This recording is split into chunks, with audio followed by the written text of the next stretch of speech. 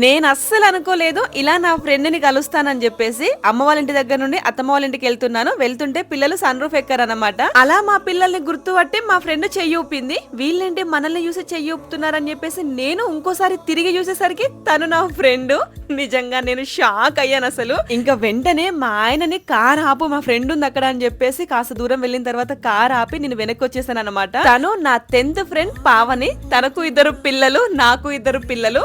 After 10th తర్వాత కలవడం ఇదే ఫస్ట్ టైం. చాలా టైమ్స్ మా ఫ్రెండ్స్ అందరం కలిసి అనుకున్నాము కలుద్దాము, గెట్ టుగెదర్ చేసుకుందాం అని చెప్పేసి, గానీ ఎప్పుడు ఎవరో ఒకరి వల్ల అది అసలే అవ్వదన్నమాట. ఈ బాధలో కూడా కొంచెం హ్యాపీ మూమెంట్ ఏంటంటే మా దాంట్లోనే కొంతమంది ఫ్రెండ్స్ అందరం కూడా దగ్గరనే ఉంటాము. అప్పుడో ఇప్పుడో ఇలా కలుసుకుంటాం కాబట్టి కాస్త హ్యాపీగా అనిపిస్తుంది. దూరం ఉన్న ఫ్రెండ్స్ ని కలవలేకపోయినా కూడా దగ్గరున్న ఫ్రెండ్స్ ని కలుసుకున్నందుకు. నాకేమనిపిస్తుంది అంటే మన లైఫ్ లో ఎంత మంది ఫ్రెండ్స్ ఉన్నా 10th ఫ్రెండ్స్ అనేది చాలా స్పెషల్. మీరేమంటారు? కామెంట్ చేయండి.